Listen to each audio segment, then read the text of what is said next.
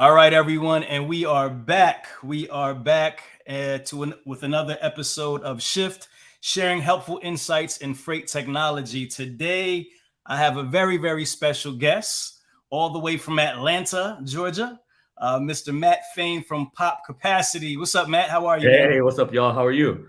Man, I'm doing great, man. I'm doing great. The weather's, clearing up a little bit here in Jersey, but we're getting together. How's the weather out there? Oh, it's beautiful. It is beautiful here in Atlanta, man. You can't ask for much better. It feels like San Diego out there.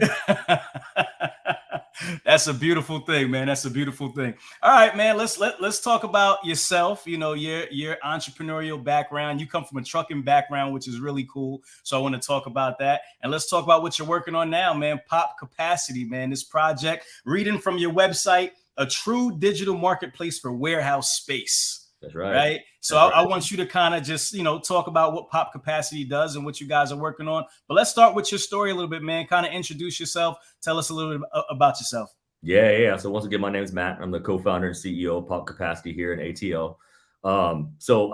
My journey, right? I started off in supply chain logistics management as a franchise owner of a 3PL, right? So I was a broker. I sold that in 2016, decided to solve the world's on-time delivery problems by buying some trucks. So we primarily focused on time-critical freight. So it's something that's going on production lines or construction sites or something that would hold up an entire building or facility. We primarily focused on that. And we weren't hauling 53-foot dry vans across country, right? I didn't have my CDL. We were operating high-top sprinters, a network of box trucks, and really, really honed into that high value commodity line. And honestly, that's kind of what led me to Pop Capacity, right? So as a driver out on the road, I remember it like it was yesterday. I was heading to Nashville, Tennessee, or right north of Nashville. Got a call from one of our existing clients. We're hauling freight for him and asked for warehousing space, right?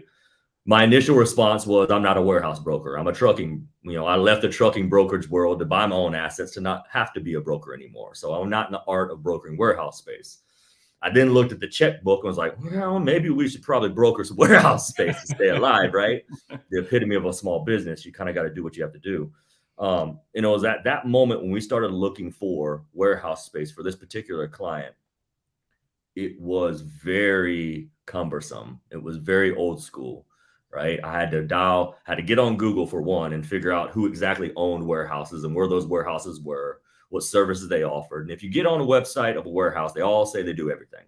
B2B, D2C, fulfillment, cross-dock, transload. We do it all. Come visit us. The reality is you walk into that building and it's a sea of pallets for B2B, right? It doesn't do D2C home delivery fulfillment, right? So we went through a series of phone calls. We went through a series of forms we had to fill out.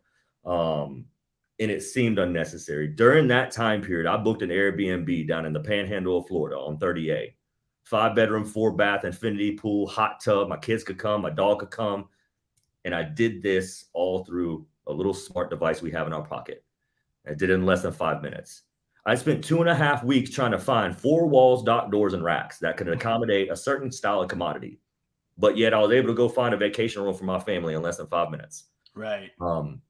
You start thinking about like the evolution, just period of society, right? We've gone from everything had to be real intimate. The transactions had to be very relationship driven to where it's like, dude, I can buy a pair of shoes on my phone right now and have it delivered to my door tomorrow. Didn't have to go try them on. Didn't have to, feel it out. I feel comfortable enough to do that. And that's in every aspect of our world. I don't know if you have children, but I have 2. I have 2 as well. And 7. Okay. And if I ask them to go find a truck, go find a warehouse, go find any sort of supply chain logistics service, their immediate response is, there an app for that? Is there a marketplace for that? They're not going to call truck drivers and ask them if they have cap. They're not going to call a warehouse and ask them what their clear height is and how many dock doors they have. They're going to say, quickly and intelligently, find me a technology that can get me where I need to go faster. That's the next generation coming. So part of Pop Capacity, outside of having that pain point and realizing it took way too long to find 4 walls, dock doors, and racks, is start thinking about the future generations of supply chain, right? We spoke about it right before the call. Like, not until the pandemic did supply chain become sexy, right? No one knew what it was. It didn't matter how it got on the shelf. It was on the shelf. But all of a sudden that toilet tissue was gone. All of a sudden that those paper towels were gone. And you're scratching your head like, why? What's the why behind that? I need that. And then you start reading the press and the news and bottleneck in Suez Canal and port congestion in Long Beach and driver strikes and all these things. Now people are actually interested in the process of getting your product from port to door, right? Because they're feeling the effects of it. So that's my long-winded version of how we got started, who I am, and what we do. Okay, I love it. So you come from the trucking space, but more specifically, more last mile delivery, like you said, sprinters, box trucks, that kind of like white glove type of service delivery. And you said that one of your customers was looking for warehouse space, right? Yeah. And you were trying to solve a problem because they couldn't find it. They were actually reaching out to you to see if you could help with that problem. And at that time, you couldn't, right? Obviously, that's not what you were doing. Yeah. Okay. No solution. There was no Airbnb for warehouses. Got it. So when did you dissolve the trucking company, the asset side of what you were doing? Right before the pandemic, like literally March 12th, I sold the last asset. I think it was March 17th, the world shut down, right? As an entrepreneur, as a small business owner, right, you got to get good feedback from your peers, from your family, from your friends. You got to get their buy-in, right? Because you need that energy. You need that to kind of survive. So I'd taken all my time and effort to finally realizing I wanted to get into the tech side and on the warehousing side. I'm going to leave the transportation in alone. I sold the last truck, and then the world shuts down. My anxiety level was up here. I didn't know what to do. I just convinced my entire network of people that this is the next big thing. This is going to work. And then something, as catastrophic as a pandemic happens, right? Yeah. But luckily for us, we were blessed. One thing that people needed and one industry that continued to grow throughout the pandemic and change was supply chain. There was people that needed to go see facilities, but couldn't. They couldn't get on a plane. They were travel banned. They had to continue to do what they needed to do, and we gave them a digital environment to complete their task. That was the whole goal, was like just offer transparency and a digital way to connect and tap into a really important node of warehousing in the supply chain, right? Now, did you have a background in tech at all? No, not really. I mean, the brokerage the franchise brokers we work with had a nice fancy TMS, right? Powered by technology. But I was familiar with like business intelligence and kind of running analytics on length of haul and center of gravities and stuff like that. But no, I'm a non-technical founder, right? Got it. Even funner. At what point did you start to conceptualize Pop Capacity? Was it while you were still running the trucking company, or after you sold that last piece of equipment? It was you have conversations like napkin sessions where you're writing down ideas and stuff like that. So it was right before we sold that last truck, right? I think we had finally realized that, okay, this is the direction that we want to go. As much as we love the trucking industry, we're going to leave it behind for right now and start something brand new. So Derek and our co-founder started collaborating and having those napkin sessions and random phone calls in the middle of the night, putting the concept together. I think October of 2020, we released our first MVP. So all the information and the ideas that we had through those napkin sessions, we finally got to put it into an application. So the first product came out October of 2020, and we're hoping, knock on wood, we're hoping to release version 3 by the end of this year. So we're making steady progress. Got it. And what did that MVP look like? Can you just explain to people who are joining in now what was the actual like business model, and how is this going to work? So at first it started off as a straight subscription, right? So we built a marketplace very similar to an Airbnb or an Open Door or a Zillow, right? You type in the location, the city, and the state of where you want it to be, the amount of bedrooms and bath. In this case, it's the amount of dock doors, clear, height, and space. And then it quickly navigated them to a page that had a bunch of different warehouse profiles on it. So once you click into that profile, you can read all about the warehouse, what their clear height is, how many dock doors they have, how much space is available. Do they have racking? Do they have pick stations? What their infrastructure is like? And then you could click into a virtual tour. So not only during the pandemic, you weren't allowed to go see warehouses and get on a plane, you still were able to see a warehouse without getting on a plane, right? You can go and buy a house right now and not even step foot in it and do a quick walkthrough through a virtual tour.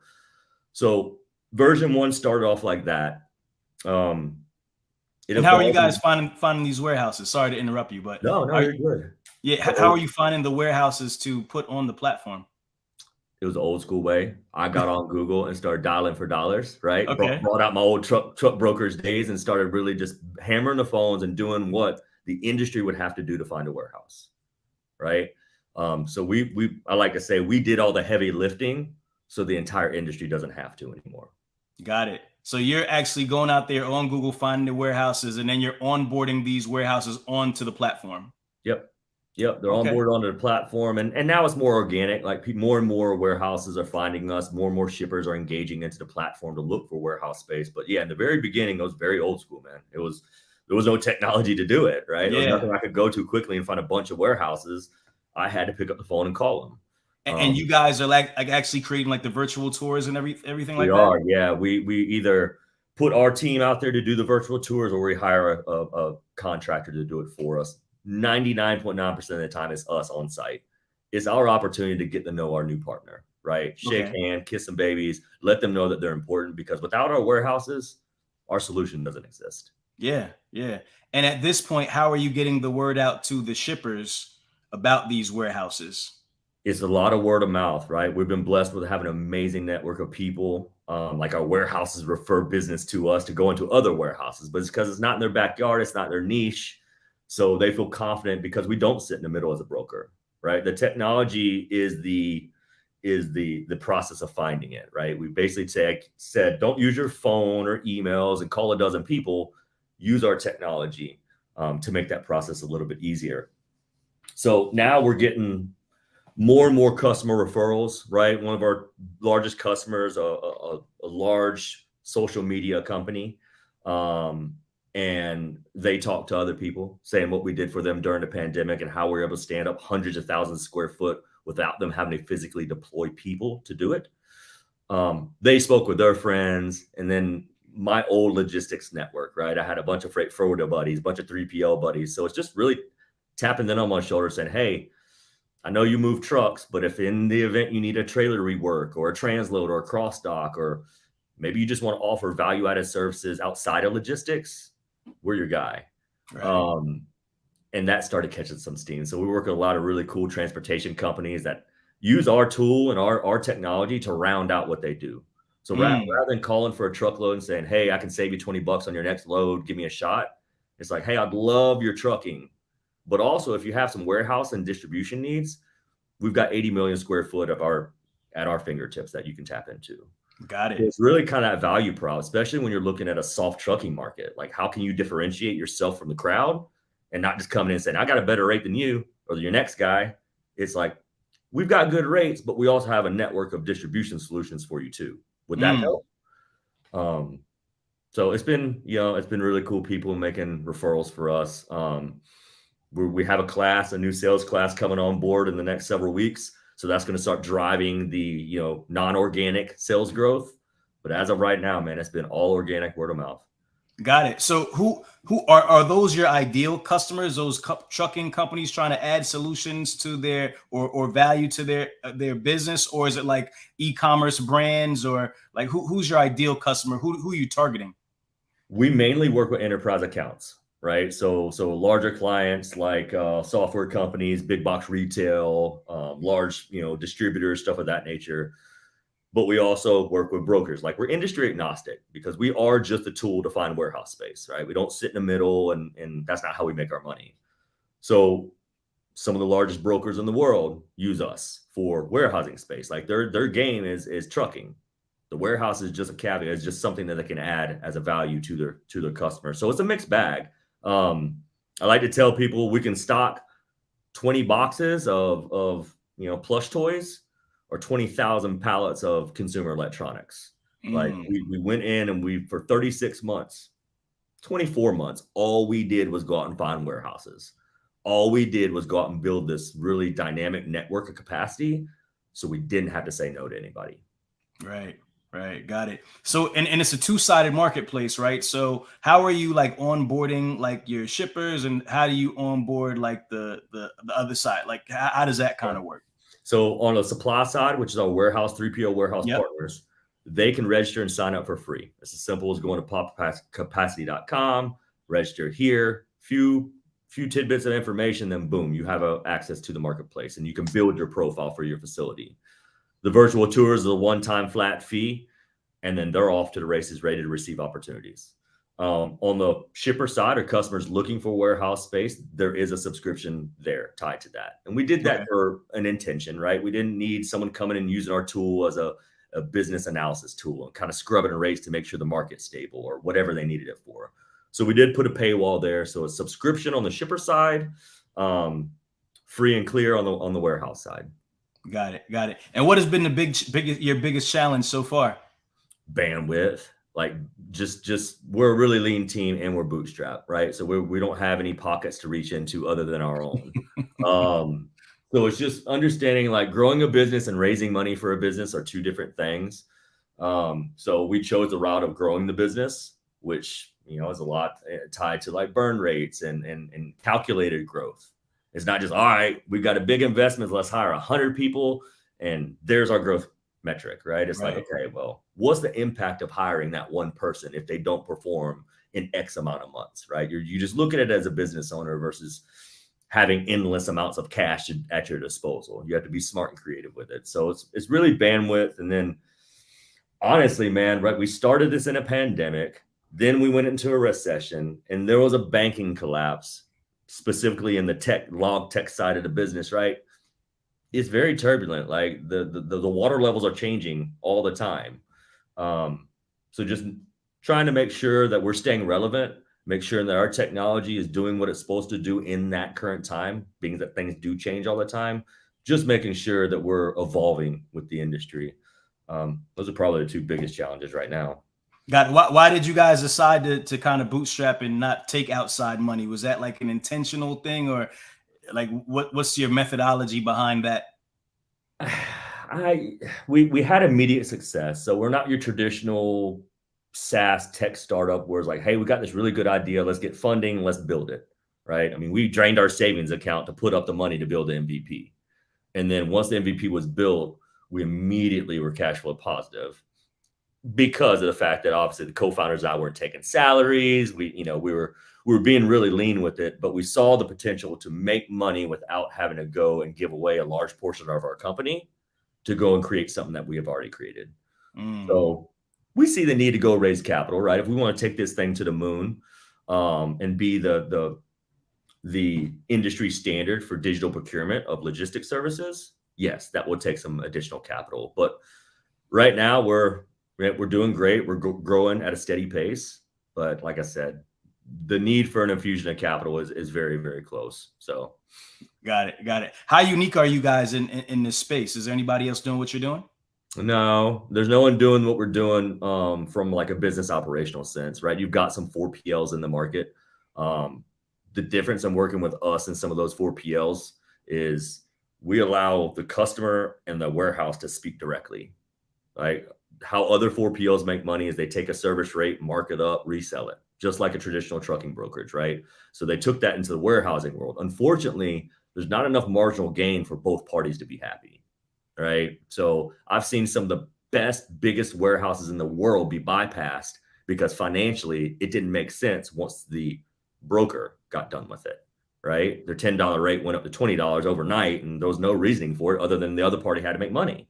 Right. We all got to make money, but we just saw an opportunity that we don't want good suppliers to miss opportunities because of our marginal gain, right? We want them to have both parties to have full transparency of what they're paying, both us and from their warehouse service provider, so that's the biggest difference. And then we're the only person to offer virtual touring, and we're the only person that has a marketplace, like has something tangible you can go into and search and seek, right?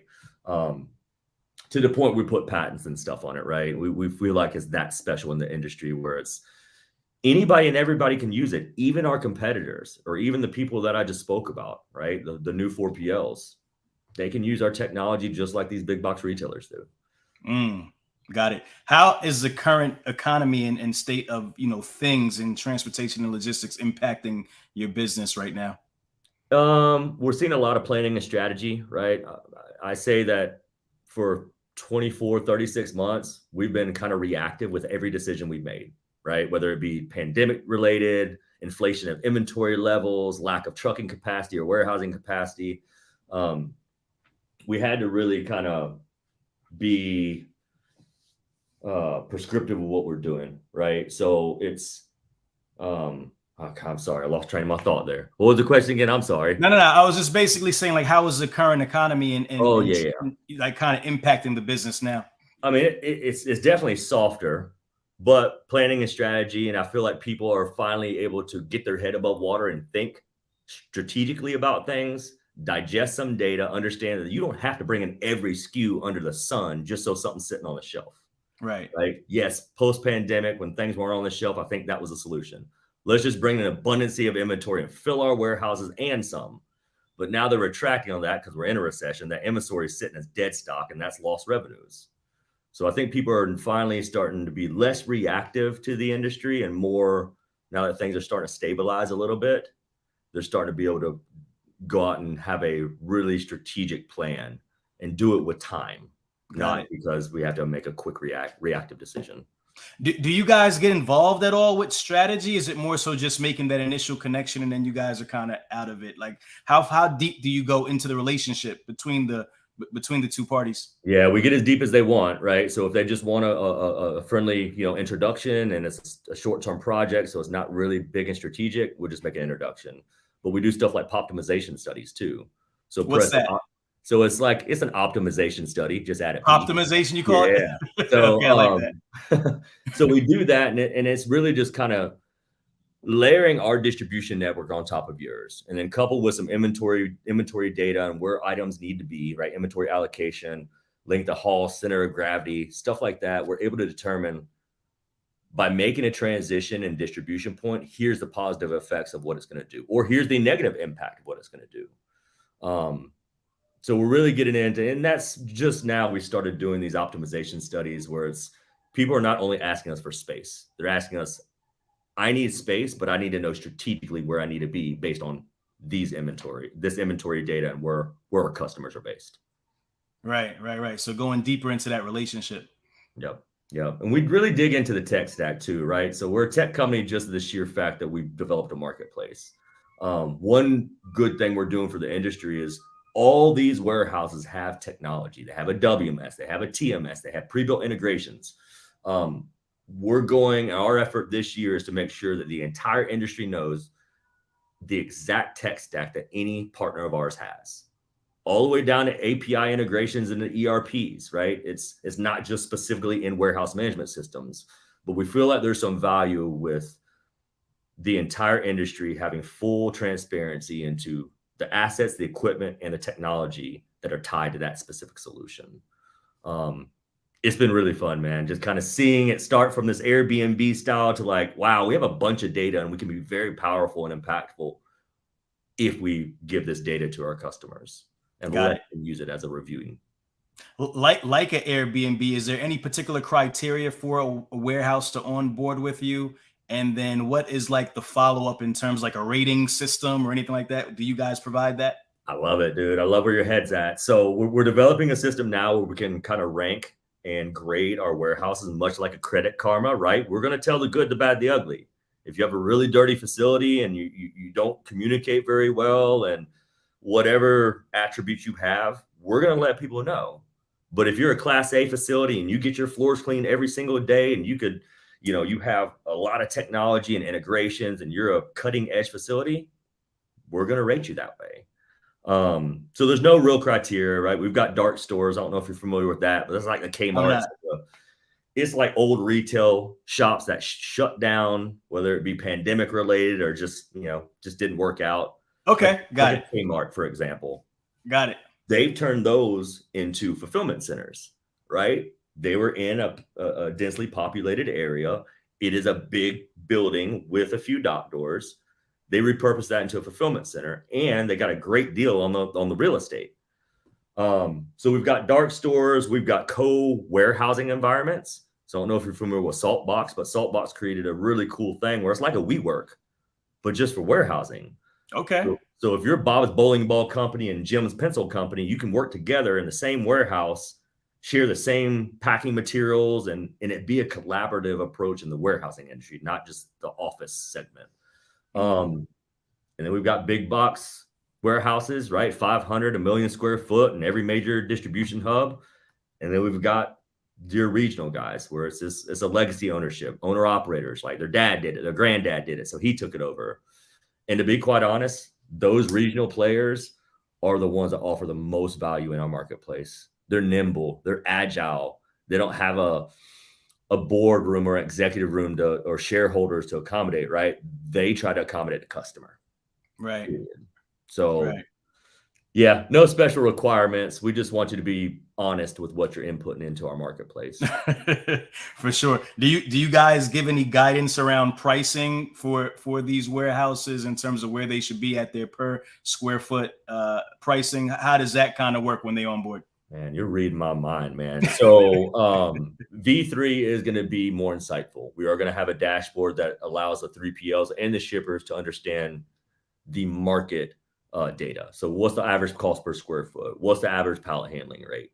We're even going to dip our toe into the trucking side too. All of our warehouses start in one of two ways. They're a trucking company and bought a warehouse, or they're a warehouse and bought trucks. Those two assets are like peanut butter and jelly, man. They're right. So we're going to start surfacing all of that information. So not only are you getting to see what they can do from a warehousing perspective and a technology perspective, let's use the trucking assets as well. Nah, I love that. How many warehouses do you guys have on the platform now, if you're able to share? We've got 417 3PLs, about 87 million square foot total. 23 million of that is available. Oh, wow.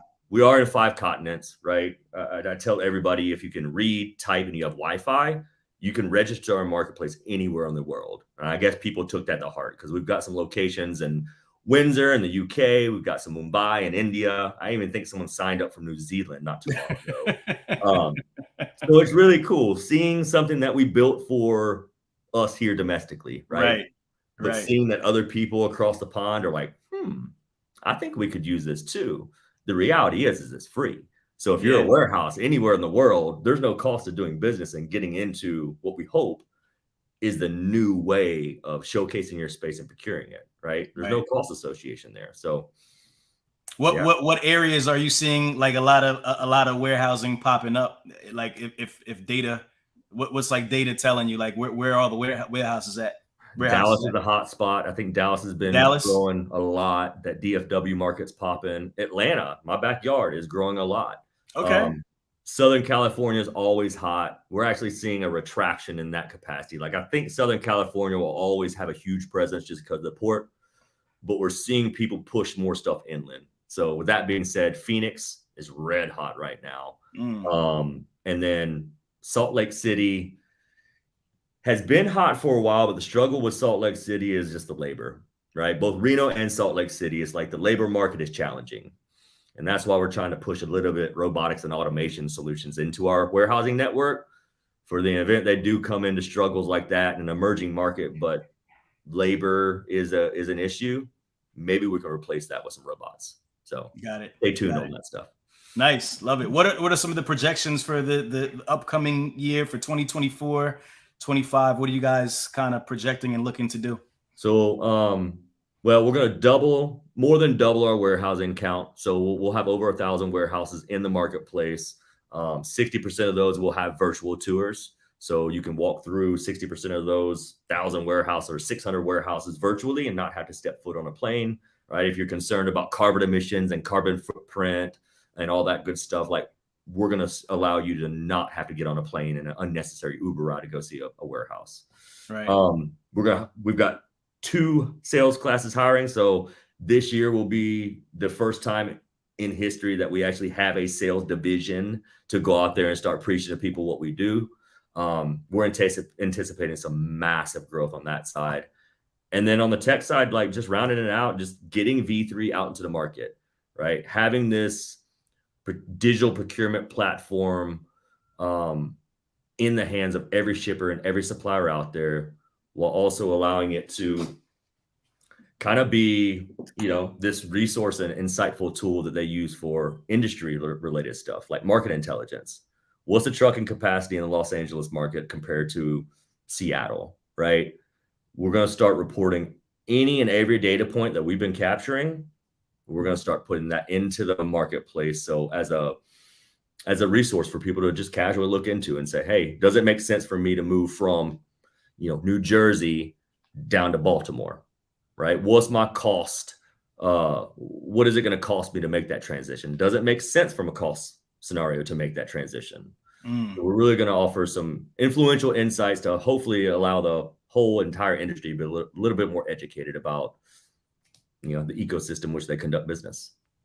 Got it. And do you guys proactively market the space that you have available? Because you mentioned you do have some space available. What was that you said like 80% occupied? Yeah, so we have 23 million square foot available now. Okay. So how are you guys marketing that space, that availability? We do some social marketing campaigns right now. We'll do facility highlights. We've been doing some stuff like a Monday market series where we're like highlighting an entire market. For right now, that's what we're doing. We've got some plans to do some SEO optimization and start doing some, really targeted campaigns to help accelerate and put more product into our warehouses buildings, right? That'll start mid-year this year as well. Got it. And what is the best way for, someone to get in touch with you on the warehouse side and then on the shipper side? Just kind of talk about that. Yeah. So, you can go, if it's a big opportunity, if you're a shipper and it's a huge opportunity, a big initiative, I always say, call our team, right? We're experts in the field, use our technology to kind of, do some discovering, but allow us to help you navigate those waters, right? So you can always reach out to me. I'm probably gonna shoot myself for doing this, but my email is matt@popcapacity.com. Super simple. And then follow us on LinkedIn and all the social media channels, right? We're very, very active on social media just because we are on a bootstrap budget. So we don't have a big marketing spend. So we try to do as much as we can through those social channels. So follow us there and then, send me a note. I love it, man. I love what you guys are doing. Really great conversation. Thank you so much for sharing your time with me today. And I'll, keep on watching you guys. I look forward to the growth, man. Yeah, I appreciate you having me, man. It was a pleasure. For sure. Thank you so much. Everyone, you've tuned into another episode of Shift, sharing helpful insights in freight technology. I want to thank my guest, Matt Fain, today. Very amazing story. You guys, make sure you go back and watch the replay if you didn't catch the whole thing. Matt, thank you so much for your time today, man. Hope to talk soon. Thank you. We'll chat soon. All right. Take care, sir. All right. Thanks.